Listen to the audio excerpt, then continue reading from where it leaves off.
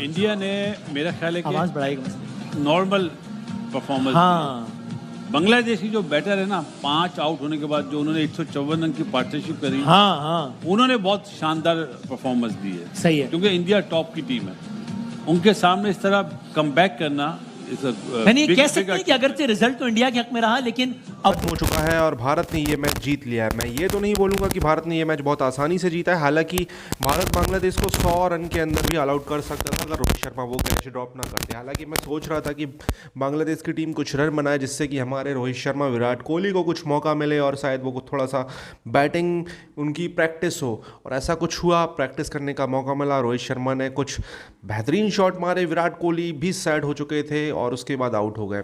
और मुझे इस टूर्नामेंट के सबसे खतरनाक इंडियन बैट्समैन श्रेयस अय्यर लग रहे हैं, वो भी आउट हो गए थे। पहले पाकिस्तानियों का पूरा वीडियो देखते हैं, फिर बात करते हैं क्या सिनेरियो रहेगा पाकिस्तान का सेमीफाइनल में पहुंचने का। क्या उन्होंने बहुत शानदार परफॉर्मेंस दी है, सही है क्योंकि इंडिया टॉप की टीम है, उनके सामने इस तरह कमबैक करना यानी कह सकते हैं कि अगरचे रिजल्ट तो इंडिया के हक में रहा लेकिन अबव एवरेज परफॉर्मेंस थी बांग्लादेश की और बिलो एवरेज परफॉर्मेंस थी इंडिया की, कह सकते हैं? नहीं बिलो एवरेज तो नहीं। यानी जैसा इंडियन टीम खेलने का खासा रखती है उसके मुकाबले में जरा कम थे वो। माइट भी हो सकता है कि शायद ओवर कॉन्फिडेंट हो गए Okay. 35 पे 5 आउट करने के बाद, लेकिन जिस तरह उन्होंने रिप्लाई करा ना 154 रन की पार्टनरशिप बनाई और फिर एक टाइम पे जब 4 आउट हुए तो 91 रन चाहिए थे इंडिया को। उसके बाद जो पार्टनरशिप लगी 87 की राहुल और गिल की, तो उन्होंने बताया कि हम टू गुड हैं। पाकिस्तान के लिए भी आम है कि इसी टीम से हमने अपना अगला मैच खेलना है जिसके शुभमन गिल इतनी ज्यादा फॉर्म में है। और विराट कोहली के बारे में क्या कहेगा? वो उस तरह नहीं उनका बल्ला चल रहा ना, आज भी उन्होंने उनका स्ट्राइक रेट देखा तो 58 है, रोहित शर्मा का 114 है, शुभमन गिल का 79 है, अय्यर का 89 है। तो क्या कहेंगे? देखिए वसीम भाई 228 से 328 नहीं थे, सही है, तो इसलिए कोई जल्दी नहीं थी, कोई जल्दी नहीं थी, मैच जीतना जरूरी था।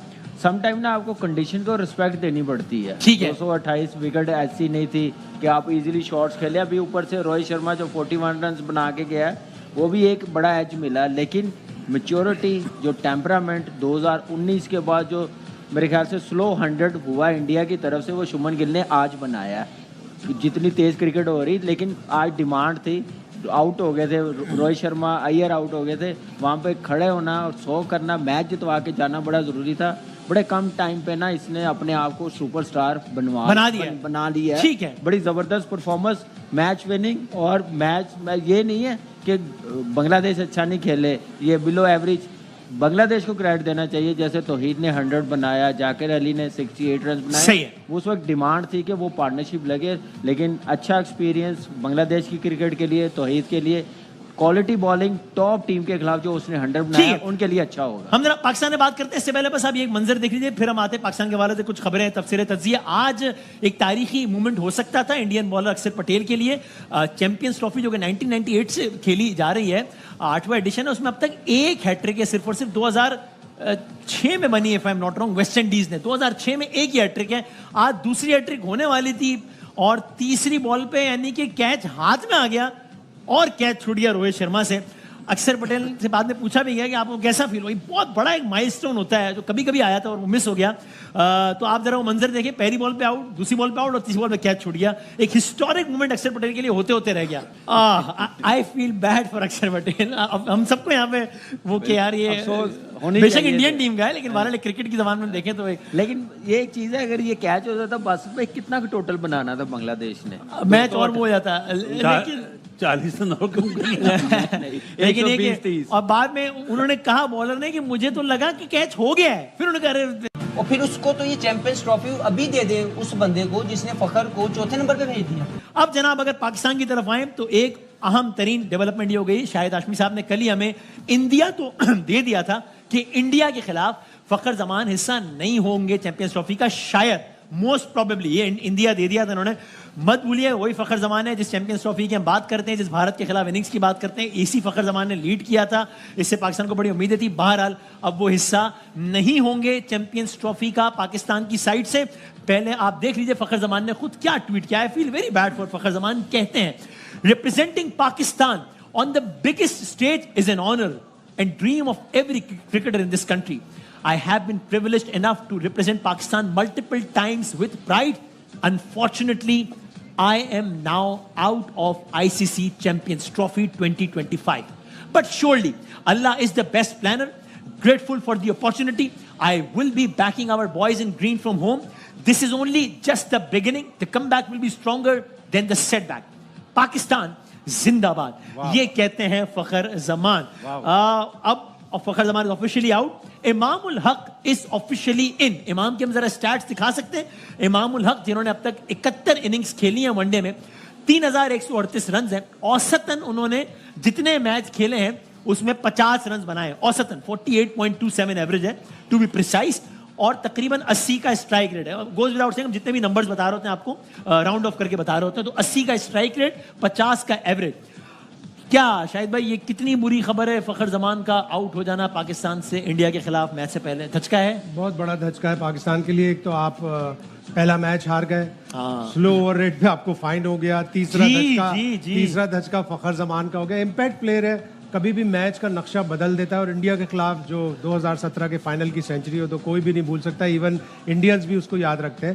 तो लेसर इम्पैक्ट वाला लेकिन अच्छा, उसका भी रिकॉर्ड अच्छा है इमाम का, तो इमाम को चाहिए कि खुल के खेले। अब जाहिर है वापसी का कोई रास्ता नहीं है, तो अच्छा खेलेंगे तो इंडिया को हराएंगे, इसलिए कि आज इंडिया की टीम ने जाहिर किया कि वो भी वल्नरेबल है, वो भी हार सकते हैं। और अगर शुभमन गिल जल्दी आउट हो जाता तो इंडिया को और भी प्रॉब्लम होता। कोहली, रोहित शर्मा, शुभमन गिल, ऑल्दो कि उनकी बैटिंग बड़ा डीप जाती है, अक्षर पटेल भी आके जल्दी आउट हो गया था।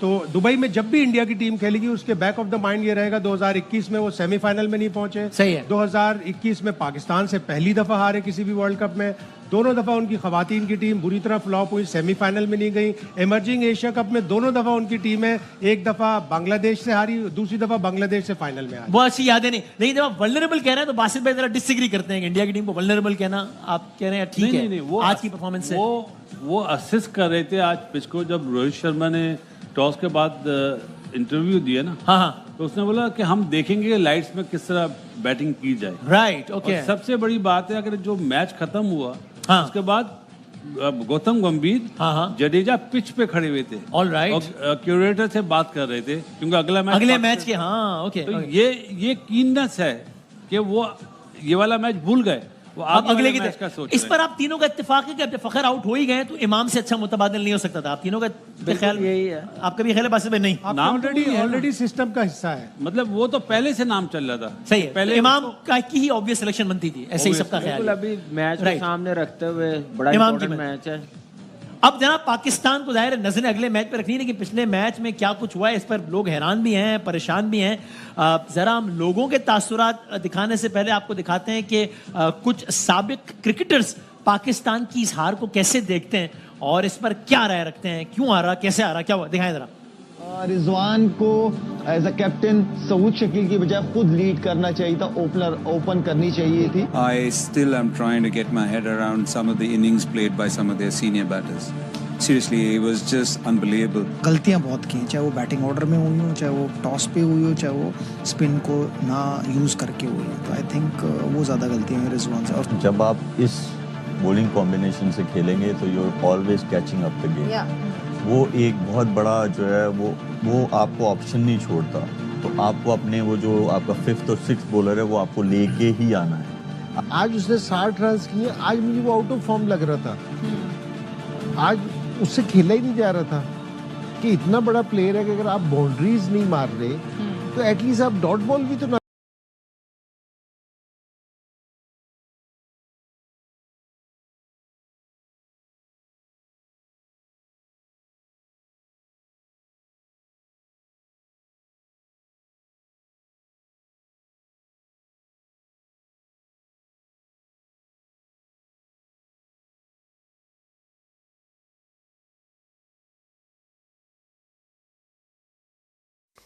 तो दोस्तों ये वीडियो यहाँ पर होता है खत्म। आपने देखा किस तरीके से बात हो रही थी बांग्लादेश भारत के मैच के बारे में पाकिस्तानी द्वारा। देखो, भारत बांग्लादेश का मैच मैं एज अ प्रैक्टिस मैच ही देख रहा था, क्योंकि मैं चाहता था कि इंडियन टीम के जो बैट्समैन हैं उनको सबको बैटिंग का मौका मिले, स्पेशली विराट, रोहित एंड श्रेयस अय्यर। ये 3 भारत के मेन बैकबोन हैं। श्रेयस अय्यर को मैं ज़्यादा मान रहा हूँ क्योंकि उनका परफॉर्मेंस रहा है। विराट कोहली और रोहित शर्मा अगर परफॉर्मेंस दे देंगे तो फिर मुझे नहीं लगता कि कोई भी टीम भारत के सामने जीत पाएगी। मुझे ऐसा लगता है, ऑब्वियसली बहुत स्ट्रॉन्ग टीम है इंडिया।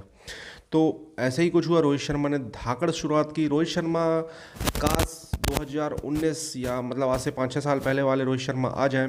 स्टार्ट स्लो लेते थे लेकिन लंबा खेलते थे। अब रोहित शर्मा के साथ सीन है ये, स्टार्ट तेज लेते हैं, छोटा खेलते हैं। मतलब यार सीरियसली मैं रोहित शर्मा से उम्मीद करता हूँ कि बड़े रन बनाए वो। रोहित शर्मा के बारे में ये आपने सुना होगा ना, आज से 5-6 साल पहले रोहित शर्मा अगर 100 कर दे तो उनसे उम्मीद लगाने जाने लगी थी कि यार ये बड़ा 100 मारेगा, मतलब 150 मारेगा या 200 मारेगा। ऐसे ही कुछ सीन विराट कोहली के साथ हो रहा है। विराट कोहली के साथ पता नहीं उनके साथ क्या हो गया, मुझे ऐसा लगता है जैसे विराट कोहली सौरव गांगुली बन चुके हैं। सौरव गांगुली ने 2003-4 के बाद उनका उसके पहले एक बहुत बेहतरीन फॉर्म था और उनका जो फॉर्म ख़राब हुआ है, मतलब कॉन्फिडेंस ही नहीं रह गया था सौरव गांगुली के अंदर। उनकी सौरव गांगुली की शायद उस टाइम पे ही 22 सेंचुरी हो चुकी थी ओडीआई में, उसके बाद उन्होंने फिर कोई भी सेंचुरी नहीं मारी। उनका ऐसा कॉन्फिडेंस गया था और बहुत डर के, बहुत दबाव में खेलते थे। विराट कोहली के साथ भी ऐसे ही कुछ सीन है। विराट कोहली बहुत बड़े प्लेयर हैं, बहुत बड़े एग्रेशन, पता नहीं कहाँ चला गया। विराट कोहली वापस आए। विराट कोहली को मैं बहुत लाइक करता हूँ, रन बनाना देखना चाहता हूँ कि विराट कोहली वो एग्रेसिव खेलें। पता नहीं बांग्लादेश का वो एक लेग स्पिनर आया जिसको ऑलमोस्ट 6 छक्के मार देता है हमारे संजू सैमसन उस मैच में, उनके सामने विराट कोहली बड़े नर्वस से दिख रहे थे। मतलब यार पहली बॉल ही उसका इतना बाहर गया, विराट कोहली का अजीब सा रिएक्शन। मैंने कहा यार ये कैसे खेल रहे हैं यार, इनको यार ऐसा ट्रीट कर रहे हैं जैसे कि शेन बॉर्न और मुथैया का कॉम्बिनेशन हो। तो आप समझ सकते हो मैं क्या कहना चाह रहा हूँ। पाकिस्तान के साथ सीन ये है, पाकिस्तान बांग्लादेश के मैच में बारिश की आशंका है और पाकिस्तान अगर इंडिया से जीत भी जाता है, बांग्लादेश के साथ मैच नहीं होता है तो definitely Pakistan is going to Pakistan. मतलब पाकिस्तान में टूर्नामेंट हो रहा है तो वहीं का वहीं रहोगे यार, कहीं नहीं जाना है तुम्हें। इस बार ज़्यादा ट्रैवल का खर्चा नहीं होगा। और अगर पाकिस्तान को सेमीफाइनल पहुंचना है तो भारत को अब न्यूजीलैंड को भी हराना पड़ेगा और पाकिस्तान को अपना मैच जीतना पड़ेगा। बांग्लादेश के खिलाफ, भारत के खिलाफ तो कोई चांस नहीं है। आपको क्या कहना है इस टॉपिक के बारे में? कमेंट अपनी राय दें, चैनल को